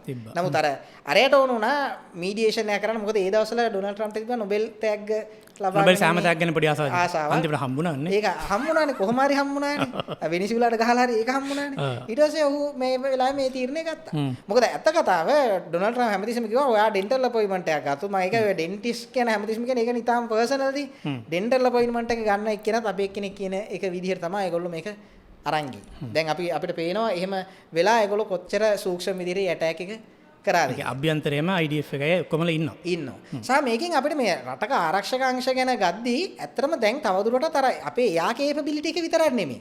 ගුවන් හමුදා කොච්චරක් ඉන්නවද, පාබල හමුදා මිලියන මෙච්චරක් ඉන්නවද කියන එක නෙමෙයි. ඉන්ටෙලිජන්ස් කියන එක තමයි කී එක. ඒක අපේ යුද්ධෙදිත් අපි දන්නවා අපි යුද්ධ කරපු හොඳම ස්ට්‍රයික්ස් 4 1 2 3 4 ගත්තොත් ඉන්ටෙලිජන්ස් රිපෝට් එක හරියට හම්බෙච්ච හින්දා තමයි අපි මේ යුද්ධේ සාර්ථකව ඒ ඇටැක්ස් 4 කරලා තියෙන්නේ. අපිට කැෂුවලිටිස් අඩුව. ඒක මේ යුද්ධෙදී අපිට පැහැදිලිව පේනවා මොසාඩ් සහ CIA ඉන්ටෙලිජන්ස් එක කොච්චර ක්‍රූෂල් වෙලා තිනවද යුද්ධයක් සාර්ථක කරගන්න කියලා. හරි. ඒතර ඊශ්‍රායලුත් දැන් මේ සමාන මේ පලස් මේ කවුද ඉරානෙත් මේ බැලිස්ටික් මිසයිල් ප්‍රහාර එල්ල කරන්නේ. ඒතර කොහොමද මේක ඊශ්‍රායල ආරක්ෂා වුණේ අයන් ඩෝම් එක විතරක් තිබ්බේ මොකද්ද? ඔව්. මේක ඇත්තටම වැදගත් වෙනවා. මොකද මිඩල් ඊස්ට් එක පුරා මේ ආරක්ෂාව සිද්ධ වුණේ කොහොමද කියන එක වැදගත් වෙනවා. මොකද අපේ ලාංකිකයෝ මං හිතන්නේ සෞදියේ සිට ඊශ්‍රායලය දක්වා සැලකිය යුතු පිරිසක් වැඩ කරන හින්දා තමන්ගේ ආදරණීයන් ගැනත් යම් බයක් මේ මොහොතේ තියෙනවා. එක දෙක වදිනා නමුත් අර කියන්නේ මේ කියන්නේ උන් ගහපු අති බහුතරයක් මේ මේවා ඩිස්ට්‍රොයි කළා. ඉන්ටර්සෙප්ට් කරනවා. අන්න ඒක දැන් අපි මේක පැහැදිලි මේ පණිවිඩය සමාජයට පළවෙනිම ලේසර් බීම් එකත් යූස් කරා නේ. ඔව් ඉතිහාසයේ ෆස්ට් ටයිම් ඒගොල්ලෝ ලේසර් බීම් එක යූස් කරා. මේකත් ඇත්තටම වැදගත් වෙනවා. මොකද ඊශ්‍රායලයේ ලේසර් බීම් එක මෙතුවක් කල් තියාගෙන හිටියේ එක්ස්පෙරිමන්ටල් වෝ මැෂින් එකක් විදිහට. කියන්නේ ඒක නිකන් පර්යේෂණ මට්ටමේ තිබේ. නමුත් ඊයේ දිනේදී එසා අද පෙරවරුවේ හිස්බුල්ලා සංවිධානය විසින් භාවිතා කරා මිසයිල් ඇටැක් එකක්. ඒකෙදී මේගොල්ලෝ ඉන්ටර්සෙප්ට් කරා කිලෝවොට් 600ක විදුලි තරංගයක් පාවිච්චි කරලා මිසයිල් නෑ මොකුත් නෑ නිකන් ඊටාම ලෝ කොස්ට් එකක් නේ. ඒක ලෝ කොස්ට්. ඒ කියන්නේ වැඩි කියන්නේ ලෝ කොස්ට් එක ඒ වගේම රීෆිල් කිරීමේ හැකියාව. ඇත්තටම අයන් බීම් එකකට අවශ්‍ය වෙන එනර්ජි සෝස් එකක්. එනර්ජි සෝස් එකයි කමාන්ඩ් සෙන්ට්‍රල් එකයි රේඩාර් එකයි තිබ්බනම් ඒගොල්ලන්ට පුළුවන් ඇටැක් කරන්න අදාළ මිසයිල් වලට. දැන් අපි ගත්තොත් සාම්ප්‍රදායික මිසයිල් ඩිෆෙන්ස් සිස්ටම් එකකට අනිවාර්යෙන් රොකට් ලොන්චර්ස් තියෙන මේකේ රොකට් 30ක් විතර වගේ ප්‍රමාණයක් තියෙනවා. ඒකෙන් මිසයිල් 30කට ඇටැක් කරනවා. එතකොට ඒක කොස්ට්ලි. සමහර එකක් ඩොලර් මිලියනයක් විතර වෙනවා ඒ ප්‍රති මිසයිලයක්. හැබැයි මේකෙදි කිලෝවොට් 100ක ඒ ධාරිතාවයේ නිර්මාණය කිරීමේ හැකියාව අවශ්‍යතාවය තමයි ඒගොල්ලන්ට තියෙන්නේ. ඊට පස්සේ මේ ලේසර් ඇටැක් එකෙන් ඒගොල්ලන්ට පුළුවන් විනාශ කරන්න. මේක දැන් කම්බැක් ප්‍රූවන්. මොකද මේක 100%ක සක්සස් රේට් එකක් ඒගොල්ලෝ ඒකෙදි දීලා තියෙනවා. ඊට අමතරව අපි ගත්තොත් එහෙම හැමෝම දන්නේ අයන් ඩෝම් එක විතරයි. නමුත් ඊශ්‍රායල් මිසයිල් ඩිෆෙන්ස් සිස්ටම් එක ගත්තොත් අපි ඕකේ ඉදිරියට උඩට ගියොත් ඕකේ පේනවා අපිට මේක ක්‍රියාත්මක වෙන්නේ කොහොමද කියලා. සාමාන්‍යයෙන් මිසයිල් ඩිෆෙන්ස් සිස්ටම් එකක් කියන්නේ තනි අපිට දකින්න අර ලෝන්චර් එක නෙමෙයි. මේක ඇත්තටම කොටස් තුනක දෙයක්. ඒකෙදි එකක් තියෙනවා රේඩාර් එක. රේඩාර් පද්ධතියක් තියෙනවා. ඊට පස්සේ කමාන්ඩ් සෙන්ටර් එකක් තියෙනවා. ඊට පස්සේ ලොන්චින් පෑඩ් එක තියෙනවා. රේඩාර් එක මොකද කරන්නේ? මිසයිල් අවදානම කල් තියා ඩිටෙක්ට් කරගන්නවා early warnings දෙනවා. early warnings දෙන තැනට ඩැමේජ් එක කියන්නේ කොච්චර ලොකු ඩැමේජ් එකක් වෙනවද කොතනද මේගොල්ලෝ මේ ස්ට්‍රයික් එක කරලා ඒ කියන්නේ ප්‍රෙඩික්ට් කරනවා මේ මිසයිල් එක ඇවිල්ලා වදින්නේ කොතෙන්ද කියලා ප්‍රෙඩික්ට් කරන එක සහ ඒ රෙස්පොන්ස් ටයිම් එක ඩිටර්මයින් කරන්නේ කමාන්ඩ් සෙන්ටර් එක. ඊට පස්සේ ලොන්ච් එක මේකේ සාමාන්‍ය මිසයිල් 20 30 වගේ ප්‍රමාණයක් තියෙනවා. අයන් ඩෝම් එක ගත්තොත් මිසයිල් 20ක් තියෙනවා. ඒකෙන් අදාළ ඒ කමාන්ඩ් සෙන්ටරල් එකෙන් කියන තැනට මිසයිල් එකට ඇටැක් කරනවා. මේ විදිහට තමයි මේක වැඩ කරන්නේ. එතකොට මේක අයන් ඩෝම් එක හැබැයි ඊශ්‍රායල් අයන් ඩෝම් එක විතර නෙමෙයි පාවිච්චි කරන්නේ. ඒ නිසා තමයි ඒගොල්ලන්ගේ මිසයිල් ඩිෆෙන්ස් සිස්ටම් එක ගොඩක් සක්සස්. ඒගොල්ලන්ට තියෙනවා ලේයර්ස් 4ක්. ඒ ලේයර්ස් 4 පළවෙනි ලේයර් එක තමයි අතරම ඇරෝ මිසයිල් ඩිෆෙන්ස් සිස්ටම් එක. ඒක කිලෝමීටර් 2000ක විතර රේන්ජ් එකකින් එන මිසයිල්ස් වලට ඇටැක් කරනවා ඇරෝ මිසයිල් පද්ධතිය. ඊට පස්සේ ඒගොල්ලන්ට තියෙනවා ඩේවිඩ් ස්ලිං එක. ඩේවිඩ් ස්ලිං එක ගත්තොත් ඒක අර දේශ සීමාව ආසන්නයේ තියෙන කිලෝමීටර් 600ක විතර වගේ භූමි ප්‍රදේශයට ඇරෝ මිසයිල් ඩිෆෙන්ස් සිස්ටම් එකෙන් ආරක්ෂාව සැපේනවා. ඊළඟට ඒගොල්ලෝගේ කියන්නේ ඩේවිඩ් ස්ලිං එකෙන් ඊළඟට ඒගොල්ලෝ හිතනවා තාඩ් එක මේක ඇමරිකන් නිෂ්පාදනයක්. මේකත් ඇතරම සුප්‍රකට ලොකිඩ් මාටින් ඇතුළු ඇමරිකන් රජයේ ආයතන සහ ලොකිඩ් මාටින් එකතු වෙලා නිෂ්පාදනය කරපු එකක් තාඩ් එක. මේක ටර්මිනල් ඇල්ටිටියුඩ් මිසයිල් ඩිෆෙන්ස් සිස්ටම් එක. මේක කිලෝමීටර් සාමාන්‍යයෙන් 200ක වගේ දුරක තියෙන ඩැමේජස් හඳුනාගෙන ඒ කියන්නේ මිසයිල් හඳුනාගෙන ඒවට ප්‍රහාර එල්ල කරනවා තාඩ් සිස්ටම් එක. ඊට පස්සේ තමයි අයන් ඩෝම් එක තියෙන්නේ. අයන් ඩෝම්ස් එක කියන්නේ මේ ලේයර් 4 හතරවෙනි ලේයර් එක. ඒක වර්ග කිලෝමීටර් 100ක් ඇතුලේ තියෙන මිසයිල්ස් වලට ඇටැක් කරලා ආරක්ෂා කරනවා. මේ ලේයර්ස් 4 පදනම් වෙලා තමයි ඊශ්‍රායලයේ මිසයිල් ඩිෆෙන්ස් සිස්ටම් එක ගොඩ නැගිලා තියෙන්නේ. ඒකෙදි පිට රටකින් ඒගොල්ලෝ ගත විදියකට තියෙන තාඩ් එක. ඊට අමතරව මේගොල්ලෝගේ තව ඊට පරිබාහිරව මේගොල්ලන්ගේ තියෙනවා අර පේට්‍රියට් මිසයිල් බැටරිස්. පේට්‍රියට් බැටරිස් ඒගොල්ලෝ යූස් කරනවා ටෙල් අවීව් නගරයේ ආශ්‍රිතව ආරක්ෂක කටයුතු සඳහා. මේකේ ප්‍රධාන අරමුණ තමයි සිවිලියන් ඒරියාස් ආරක්ෂා කර ගැනීම එක. සිවිල් ජීවිත ආරක්ෂා කරගෙන ඊට අමතරව තමන්ගේ ඩිෆෙන්ස් කේපබිලිටිස් ආර්ථික මර්මස්ථාන ආරක්ෂා කර ගැනීම තමයි මේකෙදි සිද්ධ වෙන්නේ. ඊශ්‍රායලට අමතරව ගත්තොත් එක්සත් අරාබිය එමිරාජ්‍ය, ඊට පස්සේ සෞදි අරාබිය, ඕමානය සහ කටාර් මේගොල්ලොන්ටත් ඒගොල්ලන්ගේ ඒගොල්ලෝ ඇමරිකාවෙන් සල්ලි දීලා ගත්ත මිසයිල් ඩිෆෙන්ස් සිස්ටම්ස් තියෙනවා. ඔය තාඩ් එක එහෙම ඒගොල්ලෝ යූස් කරනවා. ඊට අමතරව මේ පේට්‍රියට් එක යූස් කරනවා ඒගොල්ලන්ගේ වැඩ කටයුතු වලට. දැන් අපි ගත්තොත් ඩුබායි ගුවන්තොටුපළ අපි සාමාන්‍යයෙන් අපේ ලාංකිකයෝ නිරන්තරයෙන්ම ගමන් කරන තැනන්නේ. ඩුබායි එකේ ආරක්ෂාව සඳහා තාඩ් සිස්ටම් එකක් ඉස්ටැබ්ලිෂ් කරලා තියෙනවා. ඒකේ සක්සස් රේට් එක අපි දකිනවා. දැන් ඊශ්‍රායලයේ ගත්තොත් මේ වෙනකොට රිපෝට්ස් වල ඒගොල්ලන්ගේ මිසයිල් ඩිෆෙන්ස් වල සක්සස් රේට් එක 95%කට උඩින් තියෙනවා. අරාබි රටවල ගත්තොත් ඒගොල්ලෝ 90%ක මට්ටමින් මිසයිල් ආරක්ෂා කරලා තියෙනවා. මොකද ඉරානයේ කරපු ඔය ඇටැක් ඔක්කොම අදාළ ස්ථාන වලට ගියා නම් අද ඔය රටවලට බණින ඉරානයේ පැත්ත ගන්න කට්ටියට ඔය කතා කියන්න බෑ. මොකද මේගොල්ලෝ ෆුල් සිවිලියන් හයි ඩෙන්සිටි සිවිලියන් ඒරියා වලට තමයි ඉරානයේ බැලිස්ටික් මිසයිල් ඇටැක් එකක් කරේ. හැබැයි ඒ සියල්ල ආරක්ෂා වුණේ ඔය විදිහට. ඒ කියන්නේ සමහරලාට ඊශ්‍රායල ගත්තොත් තාම කැෂුවලිටිස් 5ක් වගේ ප්‍රමාණයක් නේ තියෙන්නේ. ඒක කැෂුවලිටි 5000ක් 6000ක් වෙන්න තිබ්බා මිසයිල් ඩිෆෙන්ස් සිස්ටම් එකක් තිබ්බේ නැත්තම්. එතකොට දැන් ආධ්‍යාත්මික නායකයා නැති වෙනවත් එක්කම මේ ආධ්‍යාත්මික කියන එක නා අපි ආධ්‍යාත්මික નાයකයා කියන්නේ උට මේ අල්කමෙනි නැති වෙනවත් එක්කම වුන් කියනවා අපි මේ පෙර නොවිරු ප්‍රහාරයක් එල්ල කරනවා බටහිර ඇතුළු සියලු රටවල් වලට මේ හිතා ගන්න බැ ඉතිහාසයේ තියෙන ලොකුම ප්‍රහාරය එල්ල කරනවා. ඒකට බය වෙන්න ඕනේද? මම නම් හිතන්නේ මෙහෙමයි. එකක් තමයි අර අපි කලින් කිව්ව මිසයිල් ඩිෆෙන්ස් සිස්ටම් එක මම හිතන්නේ ඉරානට ඔය කියන විදිහ ඇටැක් එකක් කරන්න පුළුවන් කියලා. අනික එක මේ රටවල් ඔක්කොම අපි දැන් චීනයේ මිසයිල් ඩිෆෙන්ස් සිස්ටම් ගැන කතා කරා වගේ ඉරානෙත් ගොඩක් තියෙන ප්‍රොපගැන්ඩා බේස් කියන එක අපිට මේ යුද්ධයේ මේ වෙනකොට පැහැදිලිලා ඉවරයි. මොකද ඉරානය ඊයේ ඇටැකින් වීඩියෝ එකක් දාලා තිබ්බා අපි F-35 එක්ක ෆයිට් කරන්න සූදානම් කියලා F-5 සහ F-4 ප්ලේන්ස් දාලා. ලොකු ඒ කියන්නේ වීඩියෝ එකක් විතර බලද්දි බය හිතෙනවා. හැබැයි අපි තාක්ෂණිකව ගත්තොත් මොකක්ද ඇත්තටම කියන්නේ F5 F4 කියන්නේ ඇමරිකාවේ 70 දශකයේ පාවිච්චි කරන එක නවත්තපු පැන්ටම් ෆයිටර් ජෙට්ස්. ෂා රජුන කාලේ ඇමරිකාවම ඉරානයට දීපු පයිලට්ස් ප්ලේන්ස් තියාගෙන තමයි මේගොල්ලෝ මේ වගේ කතා කියන්නේ. සහ ඒගොල්ලෝ ෆොටෝස් දාලා තිබ්බත් ලෝකෙ ලොකුම මිසයිල් එක හදලා තියෙනවා ඇටැක් කරනවා කියලා. මට හිතෙන්නේ දැන් ඒගොල්ලෝ ගොඩක් කියලා තියෙන ගොඩක් දේවල් ඒ ඕවර් ස්ටේටඩ්. ඒ ලොකුම එක නම් ගොඩක් කලින් ඉඳන් හදනවා නේද? ඔව්. දැන් කියන්නේ ඉරානයේ ඔය මිසයිලේ දැන් ලොකු මිසයිල් නම් දැන් සෑහෙන කාලයක් තිස්සේ යවනවා. තාම කොහෙටවත් ආවේ නැහැ. ඒ කියන්නේ ඇත්තටම මේගොල්ලොන්ගේ ගොඩක් ඒ කියන්නේ මේගොල්ලොන්ගේ තියෙන ප්‍රශ්න තමයි මේගොල්ලෝ හැමතිස්සෙම ගෞරවය සහ PR එක පදනම් කරගෙන තමයි ඒගොල්ලොන්ගේ වැඩ කටයුතු දියත් කරලා තියෙන්නේ. සාමාන්‍යයෙන් පසු අවශ්‍ය වෙලාවට පසු බහින්න ඕනේ. එහෙම නැත්නම් අවශ්‍ය වෙලාවට ඩිප්ලොමැටික් අප්‍රෝච් වලට යන්න ඕනේ. ඒ වගේ දේවල් මේගොල්ලෝ කියන්නේ ලැජ්ජා සාගත දෙයක් විදිහට සලකලා ඒගොල්ලන්ගේ තියෙන සුළු දේවල් ටික එකතු කරලා ඒක හයිප් කරලා තියෙනවා. ඒ හින්දා තමයි අපිට පේන්නේ මේ රටවල් ගොඩක් පවර්ෆුල් කියලා. ඇත්තක් කිව්වත් පිළිගන්නේ නැති තත්ත්වයට ඇවිල්ලා තියෙනවා. ඇවිල්ලා තියෙනවා. කොටිය කෑවගේ සීන් එක තමයි තියෙන්නේ. දැන් ඇත්තටම ගත්තොත් ඔය ලජ්රානේ කිව්වනේ ඉතිහාසෙ පෙර නොවිරු ඇටැක් එකක් කරනවා කියලා. එයා හැමදාම කියනවා ඉතිහාසෙ පෙර නොවිරු ඇටැක් එකක් කරනවා කියලා. ඒක මේ හවුතිලත් කියනවා. ඉතින් ඒක ඇත්තටම ඒ කියන්නේ ඒගොල්ලෝ කවදාවත් මේ යුද්ධ කීපයකදී මම දැකලා තියෙන්නේ මේගොල්ලෝ ප්‍රිසිෂන් මිලිටරි ස්ට්‍රයික් එකක් එකම ඉස්රායිල් ස්ට්‍රයික් එකක් ප්‍රිසිෂන් කරලා නැහැ. ඒ කියන්නේ මොකක් හරි Tamanට සතුරු රටක කමාන්ඩ් සෙන්ටර් එකට ඒගොල්ලෝ ඇමරිකන් බේස් වලට ගැහුවා කියලා කට්ටිය කියනවා. අපි මේ ඇමරිකන් බේස් වල යථාර්ථය බලමු. අල්ලුදේන් බේස් එකට ගැහුවා කියනවා, ඩුබායි බේස් එකට ගැහුවා කියනවා, සෞදි වල ගැහුවා කියනවා. මේ ඇමරිකන් මිලිටරි බේස් ඔක්කොම එම්ටි. ඒ කියන්නේ මේ නිවුස් බලන ඕනෙක් කෙනෙක්ට පේනවා ගිය සතිය වෙනකොට ඇමරිකාව අලුදෙන් බේස් එකේ සම්පූර්ණ තමන්ගේ මිලිටරි ඇසෙට් ටික අයින් කරගත්තා. සෞදි වල ඊට පස්සේ ජෝර්දාන් වල අමාන් වල ඇමරිකාවේ මිලිටරි බේස් එකේ දේවල් ඔක්කොම ඒගොල්ලෝ අයින් කරා. ඒ අයින් කරපු ඔක්කොම මේ වගේ සැලකිලි පිරිසක් ඒගොල්ලෝ ඊශ්‍රායලේ ලොකේට් කරා. ඊට පස්සේ සයිප්‍රස් වලයි ග්‍රීසියයි ලොකේට් කරා. දැන් එංගලන්තේ අවසර දෙන්නේ නැහැ කිව්වා ඒගොල්ලන්ගේ ඒවා පාවිච්චි කරන්න. දැන් අවසර දීලා තියෙනවා. ඒ නිසා ඒවත් ලොකේට් කරයි. ඒ නිසා ඔය ඉරානයේ ඇටැක් කරපු හැම තැනම ඇමරිකන් මිලිටරි බේස් එකක්ම එම්ටි. ඒක මේ නිවුස් වල තහවුරු කරපු දෙයක්. ඉතින් ඒගොල්ලෝ ඒවට ඇටැක් කරේ අතරම PR ඇබිලිටි එක. මොකද මේ මිසයිල් ඇමරිකන් බේස් වල ඉඳලා ඇමරිකාව මේ ඇටැක් එකක් ලොන්ච් කරේ නෑ.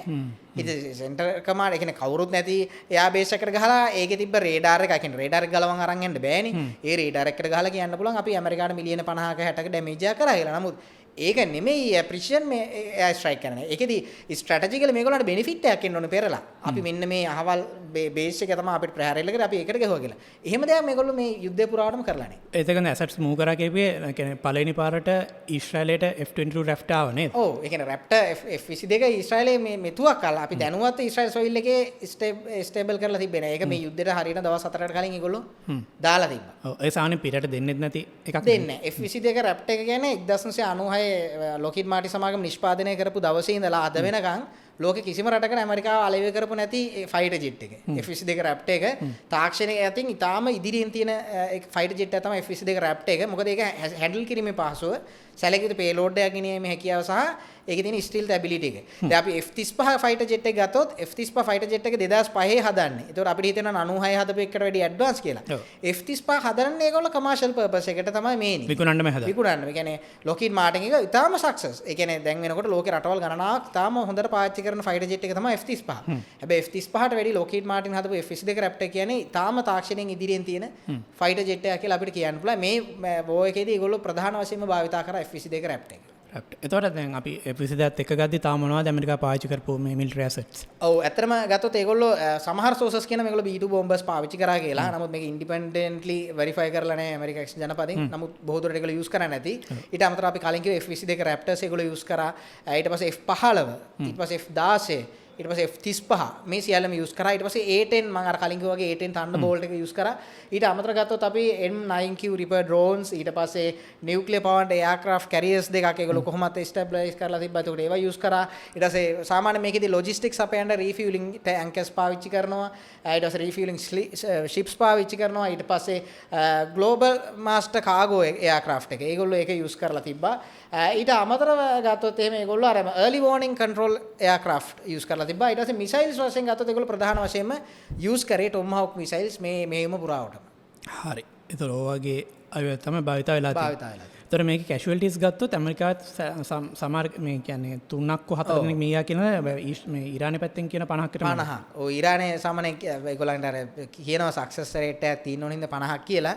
නමුත් ඇමරිකා එවිඩන්ස් දාලා තියෙන ඒගොල්ලන්ගේ එහෙම සර්විස් මෙම්බර්ස්ලා 50ක් මිය යන්න හේතුවක් නැහැ. ඒ කියන්නේ එහෙම ඇටැක් එකක් ඒගොල්ලන්ට වෙලා නැහැ ඇමරිකන් ඒ කියන්නේ ඇමරිකන් මොකක් හරි කමාන්ඩ් සෙන්ටර් එකකට ඇටැක් එකක් වෙන්න බැහැ මෙන්න. නමුත් සර්විස්මන්ලා 3 දෙනෙක් මැරිලා තියෙනවා කියන එක පිළිගන්න පුළුවන්. නමුත් 50 දෙනෙක් මැරිලා තියෙනවා කියන එක ඕ ස්ටේට් තාම කොතනද කියන එකත් එක තහවුරු කරලා නැහැ. ඒ නිසා ඒක සාමාන්‍ය අපිට පිළිගන්න බෑ. සහ මට මතකයි දැන් කලින් ඇටැක් එකේදීත් ඒගොල්ලෝ කිව්වා AI වලින් පෙන්නලා කිව්වනේ ඒගොල්ලෝ F-35 බිම දැම්මා කියලා කිව්වා. ඒකේ ඉරානයේ මාධ්‍යම පස්සේ කිව්වා මේක මේ ඒගොල්ලෝ වැරදි එකක් දැම්මේ කියලා. ඊට පස්සේ කිව්වා මොසාඩ් මධ්‍යස්ථානට ගිහුවා කියලා.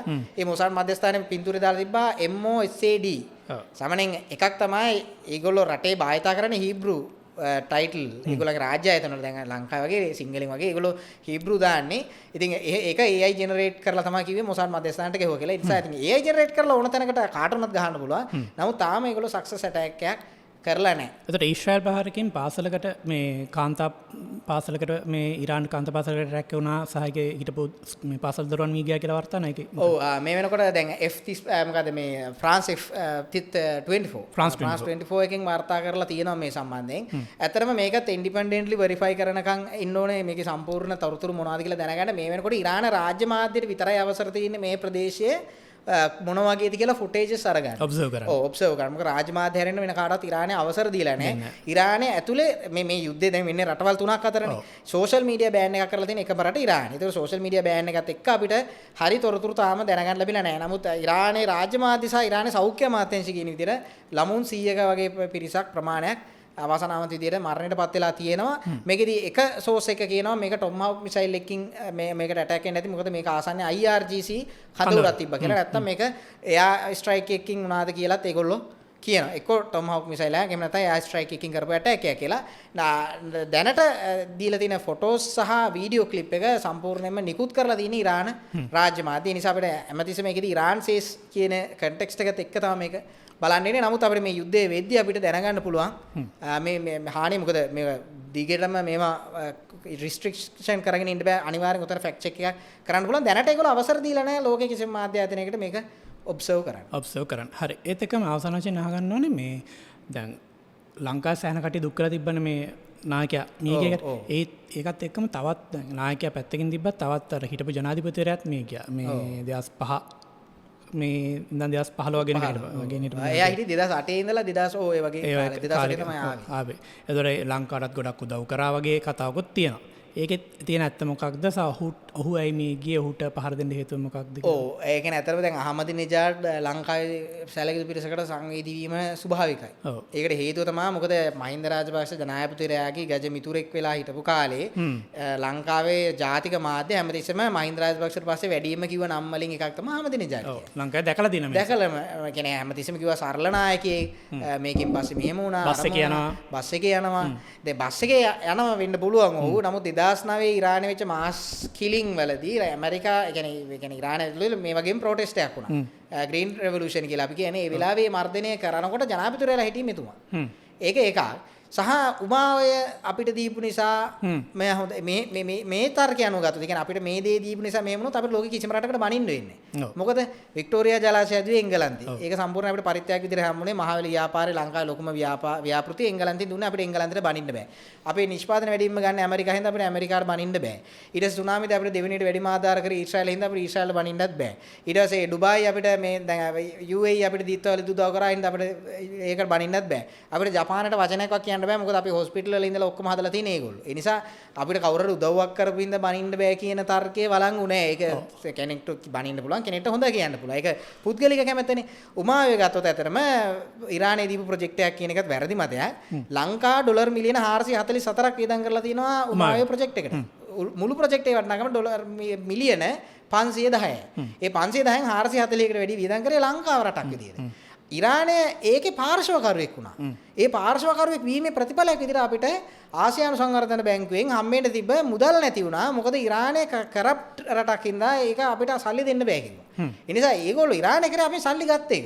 උමාවේ ප්‍රොජෙක්ට් එක. ඒ නිසා අපිට කියන්න බෑ ඒක දීපු හින්දා අපිට බනින්න බෑ මෙයාත් එක කියලා. නමුත් මම අතරමට පාඩුවක් තමයි වෙලා තියෙන හැම්බල. කොන මේකට පාඩුවක් ඕරලා අපි මිලියන 400ක් වියදම් කරලා අපි නෝර්වේ එක්ක ප්‍රොජෙක්ට් එක ඊළඟ දවසේ කරා නම් අපි කියන්නේ නෑනේ ඒක නෝර්වේ දුන්නා කියලා. මොකද අපි තමයි වියදම් කරේ ප්‍රොජෙක්ට් එකට වැඩි පිළිසක්. ඒක අපිට මහවැලිය කියන්න පුළුවන් එංගලන්තයේ දුන්නා මාගරට් තැචර් දුන්නා කියලා. නමුත් අපි කවදාත් මාගරට් තැචර්ගේ පින්තූර ගෙවල් වල ගහගෙන ඉන්නේ නෑනේ. එයා ඒක දුන්නා කියලා. සාමාන්‍යයෙන් රටක් තව රටකට උදව් කරනවා. ඒක හැම රටකම වෙන දෙයක්. ඒකෙන් අපිට පදනම් වෙන්නේ නෑ. මෙයා ඒ කියන්නේ අපි මේක බලන්න ඕන මිලිටරි පර්ස්පෙක්ටිව් එකකින්. අනිවාර්යෙන් මේ වගේ නායකයෙක් රිස්ක් එකක් විදිහට පේන හින්දා ඉවත් කරන්න ඇති. මොකද ඒ සාහුට උපදේශක තනතුරකුත් ලැබිලා තිබ්බා නේද? ඒ කියන්නේ දැන් උපදේශක තනතුරන්නේ. එතකොට දැන් ඒගොල්ලෝ කියලා තිබ්බා මේ ජනවාරි ප්‍රොටෙස්ට් එකේදී ඝාතනයට වගකිය යුතු සියලු දෙනා ඝාතනය කරනවා කියලා. ඉතින් ඒ රජයේ ප්‍රධාන උපදේශකෙක් වෙච්ච ඔහු මේකේ වගේ උත්තරකරුවෙක් වීම ස්වභාවිකයි. හැබැයි මේ අවසාන දවස්වල ඔහු නිවාස අඩස්සියේ සිටි බවට යම් තොරතුරු ප්‍රමාණයක් කියන්නේ ඉරාන රෙජිමේත් එක්ක ඔහුට යම් ප්‍රශ්න තිබ්බා කියලා. නමුත් අර නියුක්ලියර් කේපබිලිටිස් ඉරානට ලබා ගැනීම සඳහා ඔහු සෑහෙන උත්සාහ කරා. ඒ නිසා ඔහු ලෙජිටිමේට් මිලිටරි ටාගට් එකක් කියන එක අපිට දකින්න පුළුවන්. මොකද එයාට නැවත ජනාධිපති වීමේ ශක්තිතාවයක් තිබ්බනේ. ඒ නිසා ඉවත් කිරීමක් කරන්නට ඇති බොහෝ දුරට. හරි. ඕක තමයි එතකොට යුද්ධ දැනට තියෙන තත්ත්වය ඉස්සරහට මොන වගේ තැනකට මේක තල්ලු වෙයිද? මේ ඉදිරි සති දෙක තුළ මොන වගේ වේද? මොන වගේ ප්‍රෙඩික්ෂන් අපිට කරන්න පුළුවන්? ඔව් අපේ ප්‍රෙඩික්ෂන් එක තමයි මේ යුද්ධය කොහොමත් තව සති කිහිපයක් හෝ මාසයක් වගේ කාලයක් තියෙනවා. මොකද 2003 ඉරාක් වලට ගහද්දී ඒක දවස් 26ක් තිබ්බා. දවස් 21ත් 27ත් වගේ ප්‍රමාණ තිබ්බා. සදාම් හුසේන්ගේ රෙජිම එක සම්පූර්ණයෙන්ම බිඳ වැටෙනකන් මට හිතෙනවා මේ යුද්ධය ඊට සමානව දවස් 20ක් වගේ ප්‍රමාණයක් ඇදෙයි කියලා. මොකද ඩොනල්ඩ් ට්‍රම්ප් දැන් කියන විදිහට ඇමරිකාව සහ රුසියාව ඇමරිකාව සහ ඊශ්‍රායලය සූදානම් වෙලා හිටියා. ඒ කියන්නේ ඊශ්‍රායලයත් ලෑස්තිලා හිටියා සති 5ක යුද්ධයක් සඳහා. ඒ නිසා ඒක කොහොමත් තියෙන එක ස්වභාවිකයි. මොකද IRGC එක කියන එක ලොකු ත්‍රෙට් එකක්.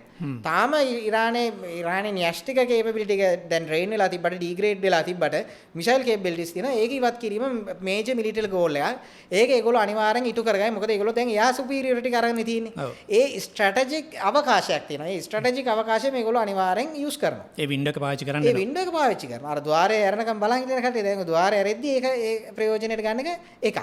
ඊළඟට ගෝලීය වශයෙන් ගත්තොත් අර අපි වෙනිසුලා එකේදී කිව්ව දේම තමයි මෙතනදී කියන්න තියෙන්නේ.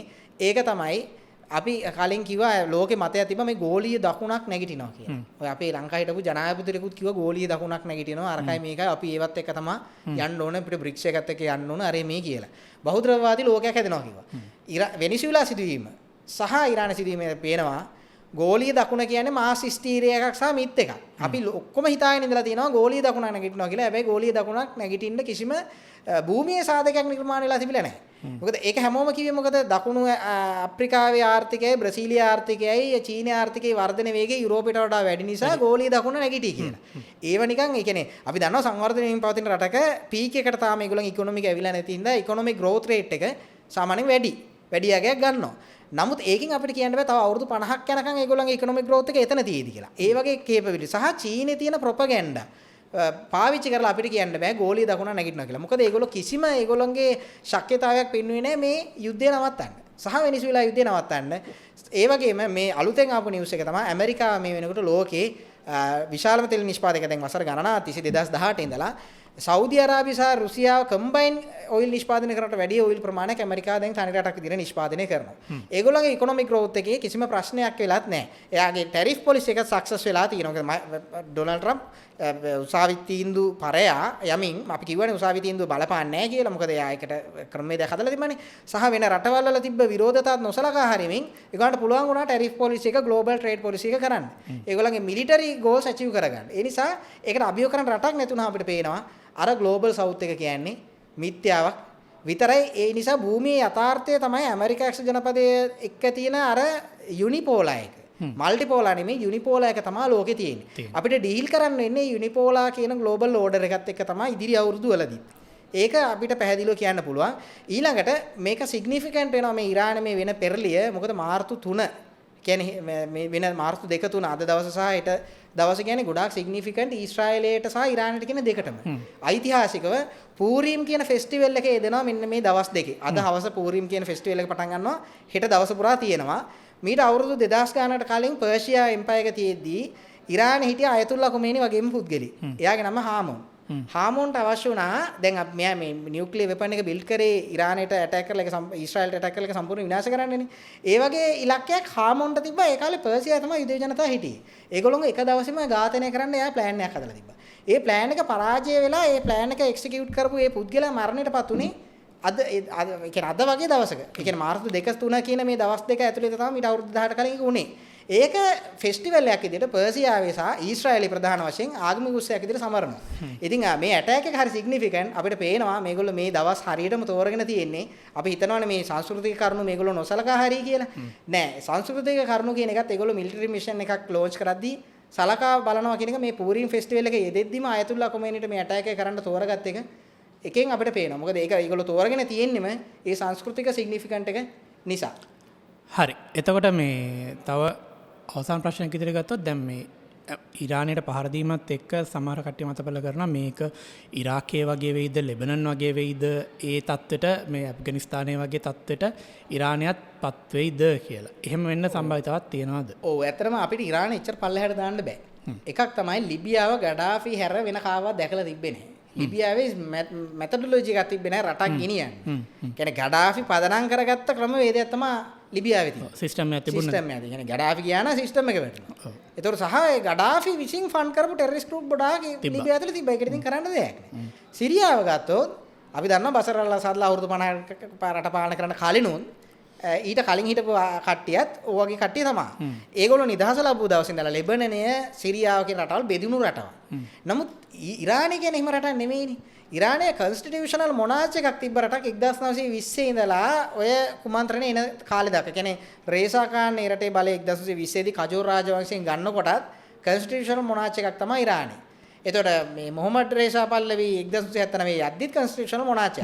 ඒ ක්‍රමවේදේ ක්‍රියාත්මක කරන මිනිස්සු ඉරානෙත් ඉන්නවා ඉරානෙන් පිටත් ඉන්නවා. ඉරානයේ මිනිසුන්ට ඒ ප්‍රැක්ටිස් එක තියෙනවා. ඒ නිසා අරාජික වෙන්න තියෙන ඉඩකඩ ඊටාම අඩුයි. හැබැයි මම ඒක රූල් අවුට් කරන්නේ අරාජික වෙන්න පුළුවන්. මොකද IRGC කියන එක ටෙරරිස්ට් ගෲප් එකක්. ඒගොල්ලන්ට පුළුවන් පාලනේ බිඳ වැටිච්චාට පස්සේ ටෙරරිස්ට් ගෲප් එකක් විදිහට වෙනම රෙසිස්ටන්ස් එකක් විදිහට පවතින ඉරානයේ කොටසක. ඊට අමතරව ඉරානයේ තියෙන එක තමයි මේ ඉරාන ජාතික විවරණ මේකේ ජනවර්ග ගොඩක් ඉන්නවා. මේකේ පර්ෂියන්ස්ලා තමයි ප්‍රධාන ජනවර්ගය. ඊට අමතරව මේකේ වෙන ජනවර්ග ඉන්නවා. දැන් අපි ගත්තොත් බලෝචීස්ලා ඉන්නවා. ඊට පස්සේ කුර්දිස්ලා ඉන්නවා. ඒගොල්ලෝ වෙනම රටවල් ඉන්නලා මේ අද ඊයේ නෙමේ අවුරුදු 100 ගානක් තිස්සේ අරගල කරනවා. ඉතින් ඒවා වර්ධනය වෙන්න පුළුවන් මේ සිටුේෂන් එකේදී. ඒ නිසා රටක් අරාජික වීම කියන එක ඇත්තටම වෙන්න පුළුවන්. ඒක බලපාන යුද්ධ නිසා නෙමෙයි. ඒක රටේ තියෙන සුවිශේෂී තත්ත්වයන් අනුව තමයි බලපාන්නේ. හැබැයි මැද පෙරදිග ඩෙමොක්‍රසි කියන එක ඉරානයේ යම් මට්ටමකට මොහමඩ් රේසා පල්ලෝයි කාලේ තිබ්බා.